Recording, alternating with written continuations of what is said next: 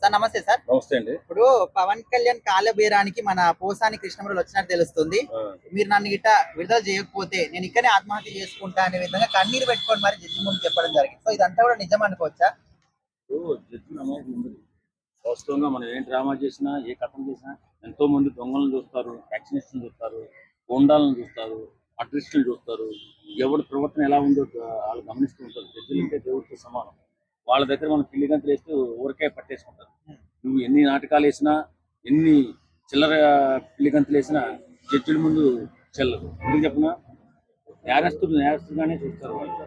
కాబట్టి ఈ మోసానికి కృష్ణమురళి మీరు అనే ముందు ఇప్పుడు అన్ని బూతులు మాట్లాడే ముందు రేపు పొద్దున ప్రాబ్లం అవుతుంది తెలియాలి కదా. అంటే అక్కడ కూడా ఒక మాట అన్నాడు, నాకు 2 పిల్లలు ఉన్నారు, నాకు 2 సార్లు ఆపరేషన్ అయింది, 2 స్టంట్లు పడ్డాయి గుండెలు అనే విధంగా. మరి మాట్లాడినప్పుడు గుర్తుకు రాలేదా అనే విధంగా కూడా కొంతమంది అంటున్నారు. అంటే నువ్వు ఏది పడితే అది మాట్లాడేసి స్టంట్లు పడితే వదిలేస్తారేంటి?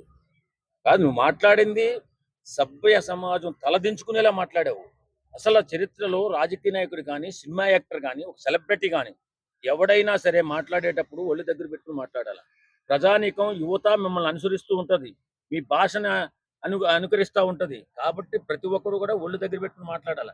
ఈవేళ కోర్టు ముందు కన్నీళ్లు పెట్టుకున్నంత మాత్రాన ఎవరు కరిగిపోరు. నీ నీచ నీచ నీచ సంస్కృతి గురించి తెలిసిన ప్రతి ఒక్కరు కూడా నేను తిట్టుకుంటున్నాడు. జాలి కలగట్లా పోసాని కృష్ణమురళిని చూస్తే. అలాంటప్పుడు ఎన్ని ఏడుపులు ఏడ్చినా కోర్టు ఆ ఏడుపులకు స్పందించదు. ఒకవేళ పవన్ కళ్యాణ్ గారి కాలు పట్టుకొని క్షమించడని వాళ్ళ తల్లి వాళ్ళ పిల్లల కాలు పట్టుకుంటే క్షమించే అవకాశం ఉందంటారా? మరి అంత చేసుకోవాల్సిన అవసరం ఏముందండి? కోర్టులో కేసులు బెయిల్ వస్తుంది, నేను చంపేస్తారేంటి? నువ్వు చేసిన తప్పుకి శిక్ష అనుకో, శిక్షను అనుభవించి వచ్చేసి ఎన్ని రోజులు సంవత్సరాలు ఏం పెట్టారు కదా. నువ్వు బూతులు తిట్టావు, మన సమాజాన్ని కలుషితం చేసావు. ఆ కలుషితం నుంచి బయటపడు, నోరు శుభ్రం చేసుకుని బయటకు రా. బాగా నువ్వు బెదిరిస్తే బెదిరిపో కోర్టులు, నువ్వు ఏడిస్తే జాలి చూపు కోర్టులు. అక్కడ జరిగిన ప్రాసెస్ ఏంటి, నువ్వు అన్న మాటలు ఏంటి, అవి ఎలా పరిగణనలో తీసుకుంటారు? పరిగణనలో తీసుకుని నిన్ను జైల్లో పెడతారు. అంటే ఆ మాత్రానికి ఎందుకు ఏడుపు? ఎన్నో కథలు రాసావు, ఎన్నో చరిత్రలు చూసావు, కోర్టు గురించి రాసావు, జడ్జిల గురించి రాసావు, అన్నిటి గురించి రాసిన తర్వాత ఇవాళ ఎందుకు ఏడ్టావు నువ్వు?